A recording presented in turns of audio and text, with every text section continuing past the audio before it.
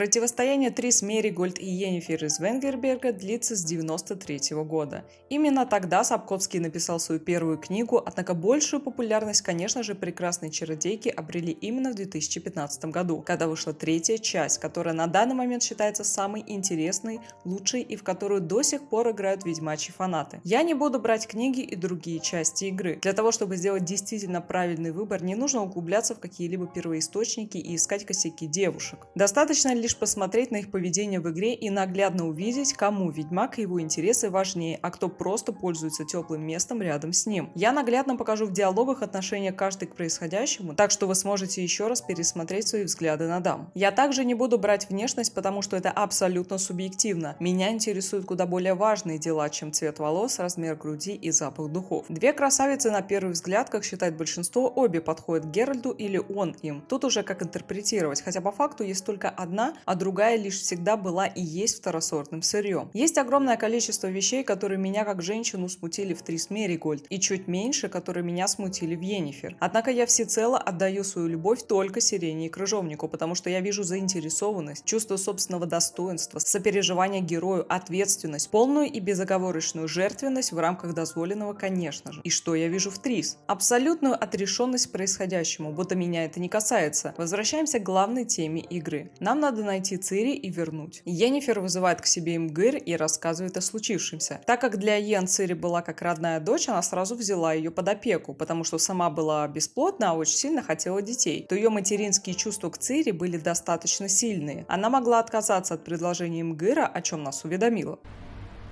Я не отказалась, хотя могла бы.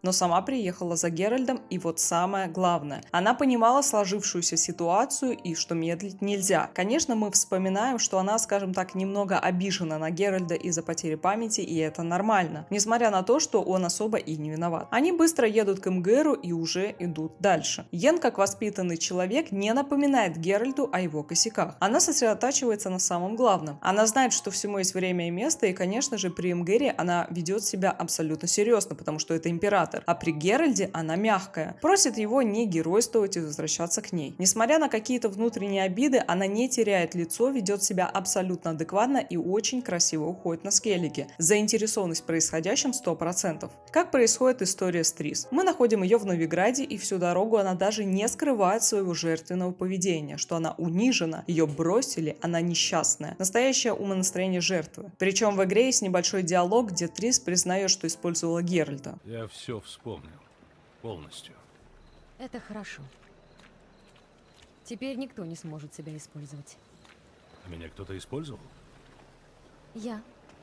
На данном этапе даже те люди, которые не играли во вторую часть и не знают, что происходит, уже должны были понять, что с Трис связываться не нужно. Любой адекватный человек, который не любит, чтобы его обманывали, уже обходит эту дамочку стороной. Для тех, кто в танке, в прошлой части Геральт потерял память и забыл, кого любил, но помнил близких друзей, включая Трис. Однако он помнил ее как хорошего знакомого и не более. И что делает Трис? Правильно. Она всеми силами крутится вокруг него, чтобы он хоть как-то смог обратить на нее внимание. В итоге она убеждает Геральда, что она и есть его главная любовь, и таким образом, воспользовавшись данной ситуацией, сама создает себе иллюзорную ловушку жизни. Хотели бы вы жить женщиной, которая всеми силами пытается вызвать вас к себе любовь, делая все, что только возможно, абсолютно все, не имея чувства собственного достоинства, а тем более рассказывая вам о том, чего вы даже не чувствуете. Так действует жертва. Психология — это отдельная большая тема, однако я возьму лишь кусочек, который наглядно описывает такое поведение. Жертва всегда сама создает себе ситуации, в которых будет страдать. Это искаженное представление о любви, вызванное самыми различными ситуациями. У человека теряется контроль над собой, его единственная цель — получить желаемое любой ценой. И даже при получении жертва всегда будет несчастна. Как мы видим, Геральт вообще не сделал ничего плохого Трис, но она всем своим видом показывает грусть, печаль, страдания, тоску, как ее унизили, бедную и несчастную. Сделала бы так Йеннифер? Конечно, нет. При помощи невербального общения Трис обвиняет Геральда и себя за происходящее, но при этом она ничуть не раскаивается в том, что обманула Белого Волка. Сделала бы так Так Йен никогда. Она никогда не позволяла эмоциям брать верх. Она всегда вела себя деликатно в таких вопросах. Она не считает, что является женщиной с улицы и понимает этикет. Йеннифер всегда уважала Трис, однако никогда не позволяла Трис унижать себя, и это абсолютно правильное решение. Йеннифер раскрывается в мелочах, в таких, которые мужчины, к сожалению, не видят вообще. Они видят Йеннифер холодную, а Трис горячую, и кроме этого не видят ничего. Это даже не 1/5 часть всей картины, и меня на самом деле это сильно смущает, что ребята готовы так легко прыгнуть в омут к женщинам, которые их легко обманывают, а потом, конечно же, выставляют счета, и поверьте, сумма откупа будет куда выше, чем вы рассчитывали. Как мы видим, Йеннифер на Скеллиге показывает всю себя, так же, как и в Каэр Морхене. Чтобы найти Цири, она делает для этого действительно все. Геральт также не знает, как жить без Цири, ведь она его предназначение, и он становится для носительницы старшей крови отцом. И, как выразилась Филиппа,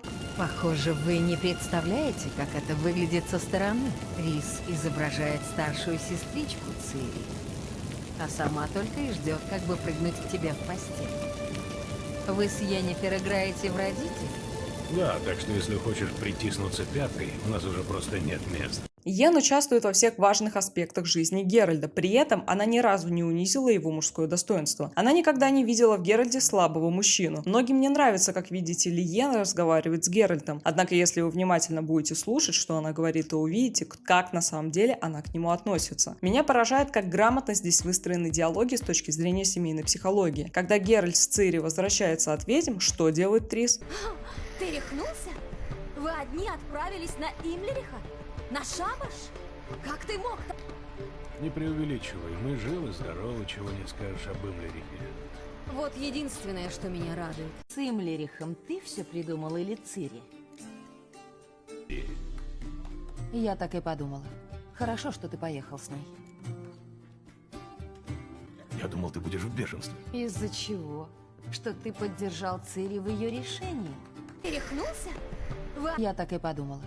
Хорошо, что ты поехал с ней. Ты рехнулся? Хорошо, что ты поехал с ней. Она начинает кричать на Геральта. Ее не волнует то, что он справился, хотя мудрая женщина в данный момент наоборот гордилась бы Геральтом и не ставила его смелость, навыки боя и отвагу под сомнение. Трис же выступила как самая настоящая истеричка, наплевав на чувства Геральта, потому что на самом деле ей не нужна его любовь. Она любила только то, что сама себе придумала. Это сложная тема, поэтому углубляться я в нее не буду, однако скажу лишь, что жертвы часто влюбляются не в сам объект, а в то, как они этот объект представляют в своей голове. Любовь — это глагол, и люди за 30 со мной согласятся. Йеннифер любит и гордится Геральтом за поступки, а не за фантазии. Трис же любит иллюзию, которую сама себе придумала. Ей нет дела до Цири. Как мы видим, она не готова была бросить своих чародеек и кинуться на поиски Цири. На месте Трис Йеннифер, если бы узнала в Новиграде о Цири, бросила бы все и уже бежала на поиски кого-то или чего-то. Она крадет маску Ouroboros, Мышавур в ярости орет на Йен, однако в данной ситуации в адекватности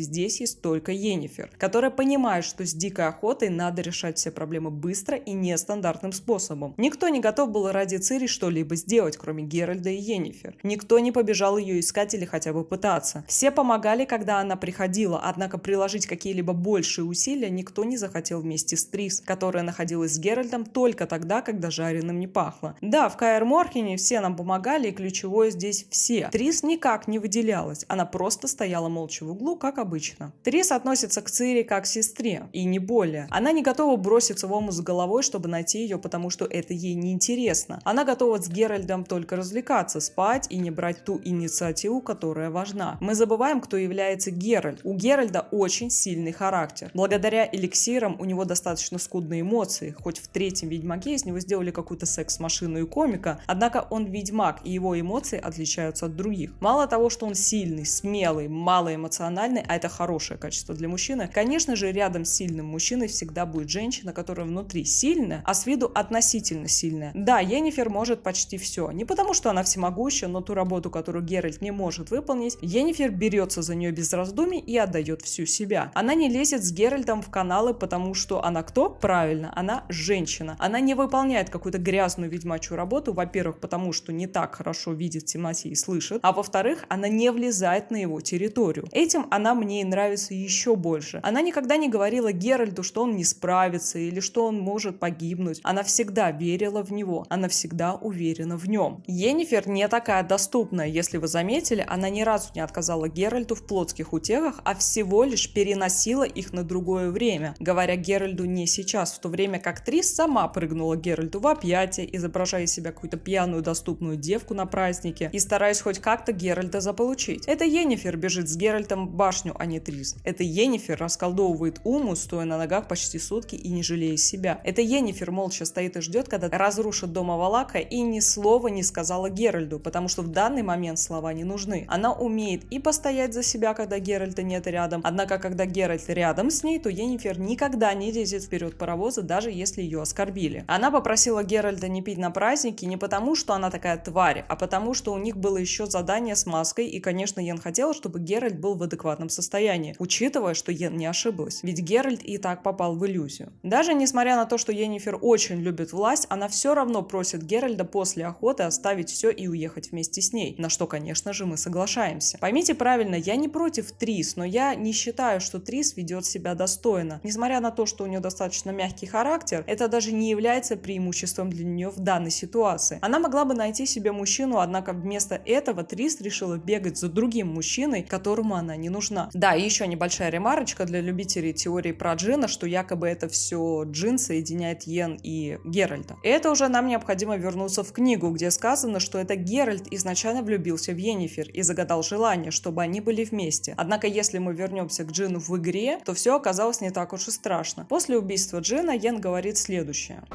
Я думала, ты станешь мне чужим человеком, что я взгляну на тебя и ничего не почувствую.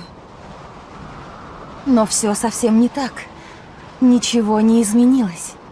Тем самым она подтверждает, что Джин никак не повлиял на ее чувство к Геральту, и она также любит его. Как говорится, Трис — это та женщина, на которой ты никогда не женишься. Она абсолютно удобная, всегда в хорошем настроении, и у нее есть только ты. Ты в ее глазах Господь Бог. Она будет поклоняться тебе сколько угодно, и ради нее ты и пальцем не пошевельнешь. Йеннифер — это высший сорт. Она для сильных мужчин, для смелых, отважных, которые пойдут на все ради своей цели. У Йеннифер есть чувство собственного достоинства. Она не боится трудностей, при этом она остается нежной женщиной в руках любящего мужчины. Она смотрит на него влюбленными глазами и гордится своим мужчиной. Йеннифер верит в него и в его способности. Она знает, в каких условиях хочет находиться, в каких жить, и ее неудобность заставляет Геральта не засиживаться. Она не принимает конкуренток, ведь конкуренток у нее нет. Она очень слабая, и перед Геральтом она не боится этого показывать. Она находит защиту в его объятиях и знает, что находится в надежных руках. Но ни одна женщина не сможет сравниться с более значимым для Геральта другом, любовью и спутницей жизни, чем